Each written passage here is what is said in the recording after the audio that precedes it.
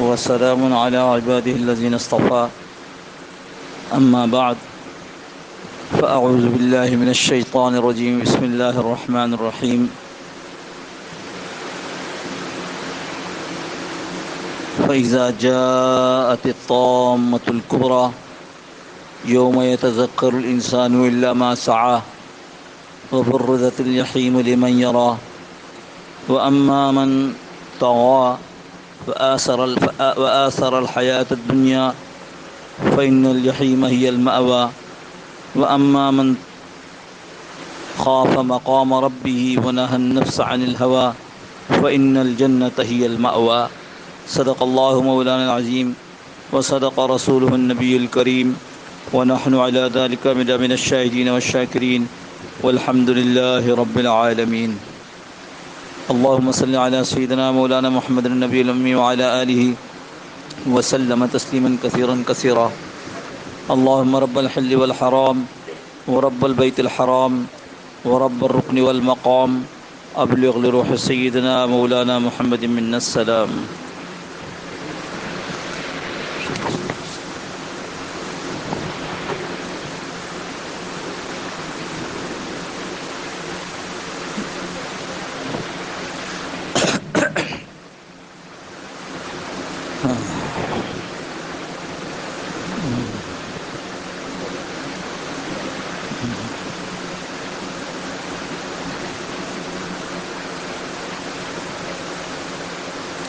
بزرگان محترم، اللہ جل جلالہ عما نوالہ نے اپنے کلام میں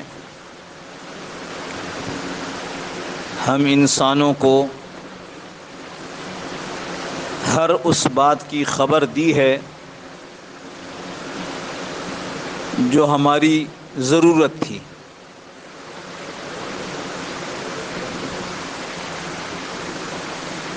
خبریں بہت،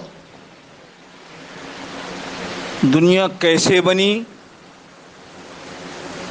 اس میں کون سے عناصر شریک جن کو ملا کر اللہ نے دنیا بنائی، دنیا کے بننے میں اور بننے کے بعد کون سی چیزیں کام آنے والی، یہ ہم سب کی ضرورت نہیں ہے.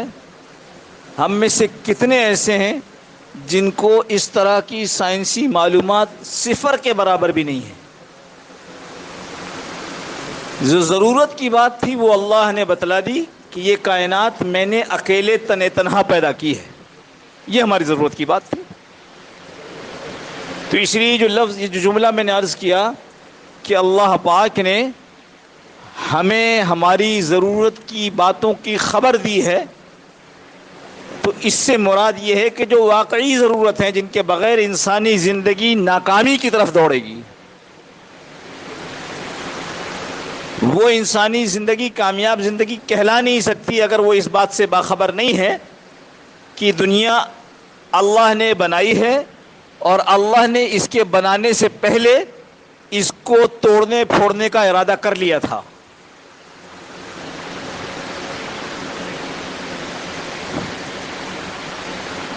وہ جو قرآن کریم میں بعض مفسرین نے لکھا الذی خلق الموت والحیات لیبلوکم ایکم احسن عملا، اللہ پاک کی ذات کی تعریف کرتے ہوئے بتائی کہ وہ ذات جس نے موت کو اور زندگی کو پیدا کیا تاکہ امتحان لے کہ کون اچھے کام کر کے دنیا سے آتا ہے.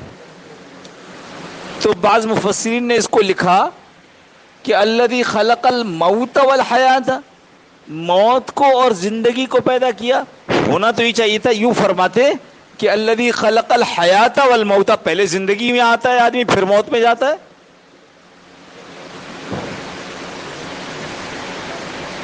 تو فرمایا کہ چونکہ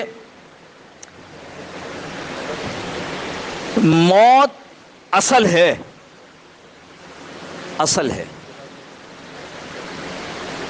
زندگی ایک دھوکہ ہے. عالم ارواح سے عالم برزخ اور عالم حشر میں منتقل ہونے کے لیے ایک راستہ ہے، وہ دنیا سے ہو کر گزرتا ہے، وہ دنیا سے ہو کر گزرتا ہے۔ تو فرمایا موت اصل ہے، اس لیے موت کو پہلے ذکر کیا، پھر زندگی ہے، وہ زندگی ثانوی حیثیت رکھتی ہے اس لیے زندگی کو تذکرہ کیا۔ اور بعضوں نے یہ نقطہ بھی فرما دیا کہ جو آدمی موت کو سامنے رکھ کر زندگی گزارے گا وہ کامیاب زندگی گزارے گا۔ تو اس لیے یہی عرض کرنا کہ اللہ نے اس دنیا سے کو بنانے سے پہلے دنیا کو ختم کرنے کا ارادہ فرمایا۔ اس آدمی کی موت آتی ہے، اس کی قیامت قائم ہو جاتی ہے نا، اور جو زندہ رہیں گے پھر وہ قیامت کو دیکھیں گے۔ اس لیے اللہ یہ جو بات عرض کی تھی اس کو سمجھانے میں کہیں ادھر ادھر نہ ہو جاؤں کہ جو ضرورت کی خبریں تھیں وہ اللہ نے دے دی ہیں، اور ضرورت کی خبروں میں سے ایک بڑی ضرورت کی خبر اللہ پاک نے یہ جو میں قرآن کریم کی آیت تلاوت کی تھی پچھلے جمعے کو بھی، اور اس کو سمجھایا تھا، فَإِذَا جَاءَتِ الطَّامَّةُ الْكُبْرَى،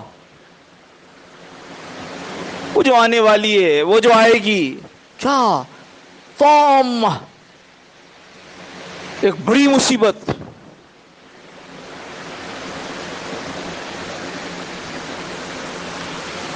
طامہ کا لفظ جو استعمال کیا، ایسی چیز، ایسا حال، ایسی کیفیت جو سب پر چھا جائے، سب کو اپنی لپیٹ میں لے لے، اور اس میں بھی کبرا، ایسی کیفیت، ایسی مصیبت جو سب کو اپنی لپیٹ میں لے لے، اس میں بھی ان مصیبتوں میں سب سے بڑی مصیبت کبرا جب وہ آئے گی، یوم یتذکر الانسان ما سعی، وہ دن ہوگا جب لوگ یہ دیکھیں گے، جب لوگ یہ سوچنے لگیں گے، یاد کرنے لگیں گے، ہائے میں نے دنیا میں کیا کیا کیا کر کے آیا۔ یتذکر الانسان ما سعی، سعی کوشش، یاد کرے گا انسان کس کوشش میں لگا رہا ساری زندگی، جو کچھ میں نے موت، پیدائش اور موت کے درمیان کیا، اس میں کس چیز کو حاصل کرنے کی کوشش کی۔ وَبُرِّزَتِ الْجَحِيمُ لِمَنْ يَرَىٰ، اور اللہ جہنم کو لوگوں کے سامنے کر دے، ابھی چھپی ہوئی ہے نا، ابھی چھپی ہوئی ہے۔ جنت جہنم کا تذکرہ ہوتا ہے، ایک احساس گزر جاتا ہے، لیکن ہم میں سے کتنے ہیں جو اس احساس کی بنا پر کسی کام کے لیے تیار ہوتے ہیں یا کسی کام سے رک جاتے ہیں؟ آسان زبان میں کام کے لیے موٹیویٹ ہوتے ہیں یا کام کرنے سے رک جانے پر کو ترجیح دیتے ہیں؟ اس دن سامنے عرضت الجحیم، کھول دیا جائے گا جہنم کو، لمن یرا، جو دیکھنے والے وہ دیکھیں گے، یہ آ گئی۔ 19 طاقتور فرشتے، لکھا ہے 19 طاقتور فرشتے اس کی لگامیں تھامے ہوں گے اور وہ بے قابو ہو رہی ہوگی۔ اللہ ہم سب کی حفاظت فرما دے جہنم سے اور جہنم والے اعمال سے۔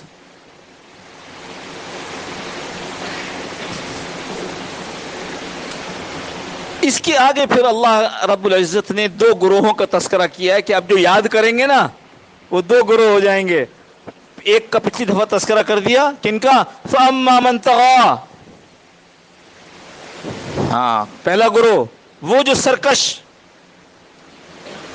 میں کہوں میں تو سرکش نہیں ہوں تو نشانی بتا دی، وَآثَرَ الْحَيَاةَ الدُّنْيَا، یہ وہ گروہ ہے سرکشوں کا جس نے دنیا کی زندگی میں دنیا کی زندگی کو ترجیح دی، آخرت کو ترجیح نہیں دی، جبکہ ہم نے بتایا تھا کہ آخرت اصل ہے، ہم نے بتایا تھا موت کے بعد آنے والی زندگی اصل ہے، لیکن انہوں نے ہماری بات پر کان نہیں دھرا، پیغمبروں کا مذاق اڑایا۔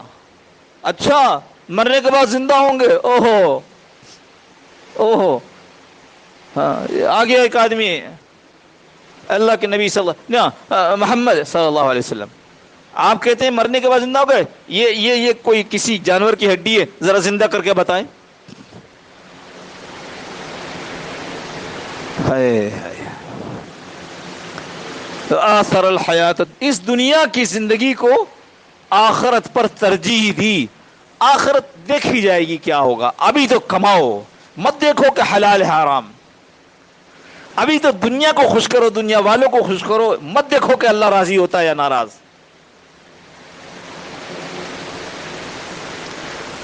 ایک گروہ کا یہ تذکرہ کر کے کیا کہا، فَإِنَّ الْجَحِيمَ هِيَ الْمَأْوَىٰ. وہ جس جہنم کی بات ہو گئی لوگ دیکھیں گے، فَإِنَّ الْجَحِيمَ هِيَ الْمَأْوَىٰ، یہ ٹھکانہ ہے ان لوگوں کا. دنیا کی زندگی میں تھے، آخرت سے غافل تھے، اور بلکہ اپنی آخرت کو سراسر صبح شام نقصان پہنچانے والے تھے. ان کی صبح ان کو جہنم سے قریب کرتی، ان کی دوپہر ان کو جہنم سے قریب کرتی، ان کی رات ان کو جہنم سے قریب کرتی. تو آج ان کا ٹھکانہ وہی ہے جہاں وہ قریب ہوتے چلے گئے. اب دوسرے گروہ کا تذکرہ ہے، وَأَمَّا مَنْ خَافَ مَقَامَ رَبِّهِ. یہ گروہ کون سا ہے؟ جو ڈرتا تھا کہ مجھے اپنے رب کے سامنے کھڑا ہونا ہے. وَأَمَّا مَنْ خَافَ، خوف تھا ہوتا تھا ان کو، خَافَ مَقَامَ رَبِّهِ، اپنے رب کے سامنے کھڑے ہونے سے ڈرتے رہے.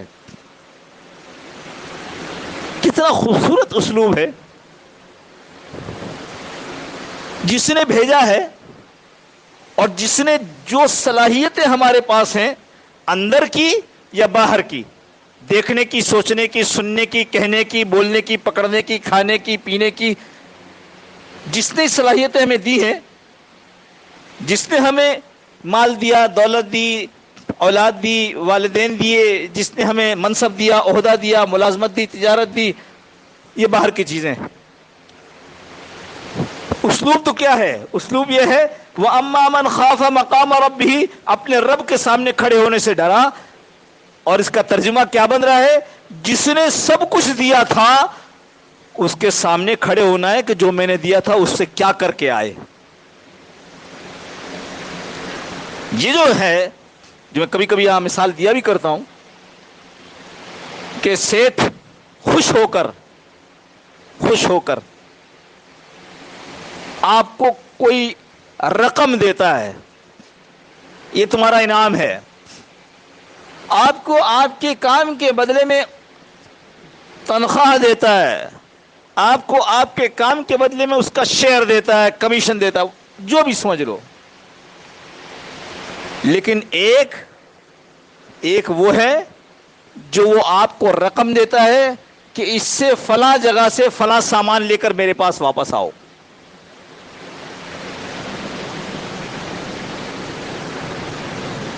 اب یہ والی رقم، وہ رقم جو انعام میں تھی، اپنی مرضی سے اڑائے گا، اپنی مرضی سے لگائے گا. جو تنخواہ میں ملی، شیئر میں ملی، کمیشن میں ملی، وہ اپنی محنت کا محنتانہ سمجھ کر کے اپنی ضرورتوں پر لگائے گا، اپنی ذاتی ضرورتوں پہ لگائے گا. یہ کہ میری محنت کا اجر ہے، یہ میری محنت کا معاوضہ ہے.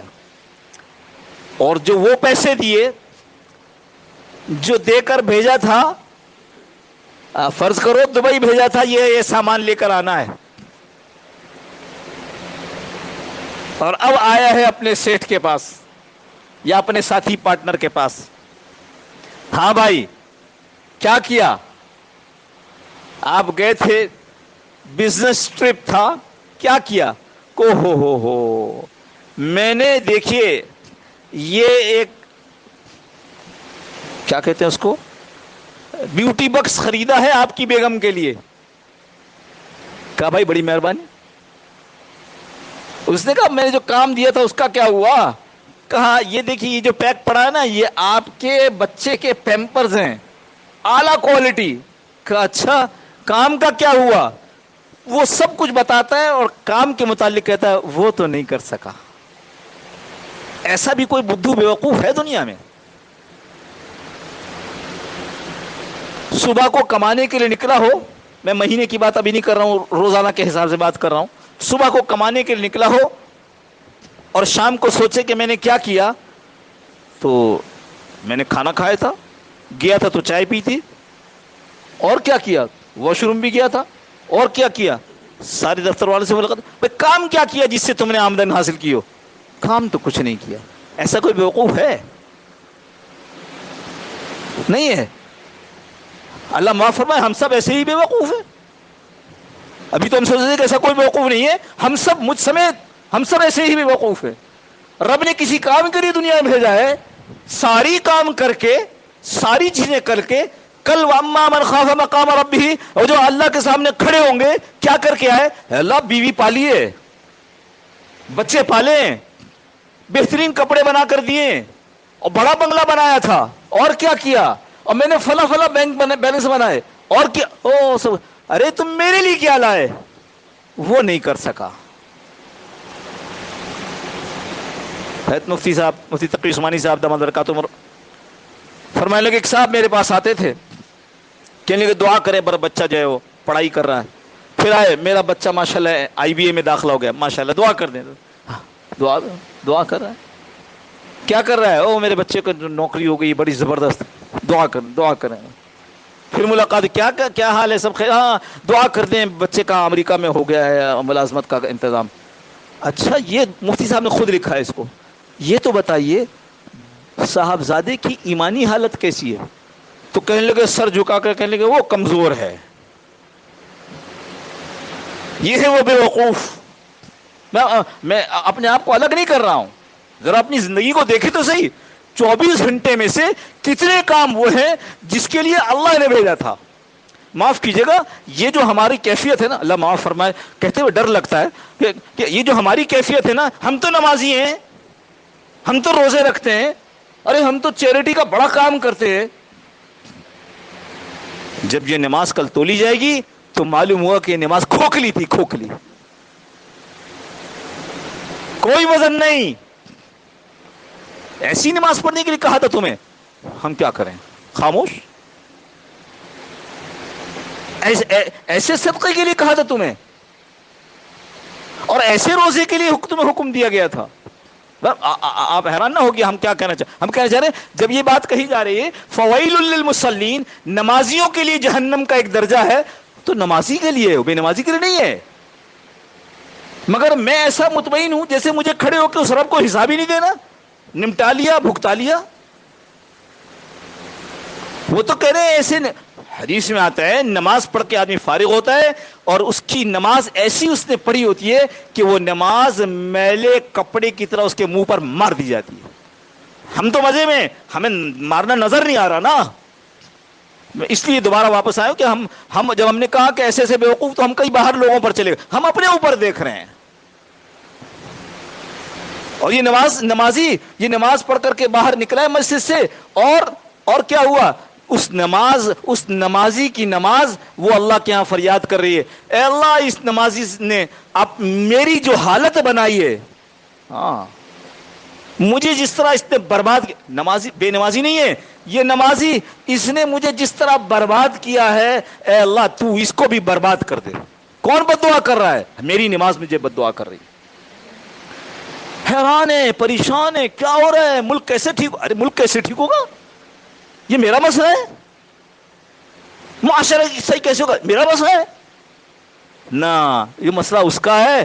میں کسی کام کا مکلف ہوں کہ میں نے اپنی نماز کی اصلاح کیسے کی، میں نے اپنی نماز کو اصل نماز کیسے بنایا، میں نے اپنے بچوں کے کھانے کے ساتھ ان کی دینی تربیت کیسے کی، میں نے اپنے پڑوسیوں کے بھوک کا خیال رکھتے ہوئے ان کی دین کا خیال رکھا کہ نہیں رکھا، پھر ہمارے معاشرے کے اندر برائی ہو رہی تھی اس کے لیے کچھ کیا کہ نہیں کیا، یہ ہم سے پوچھا جائے گا.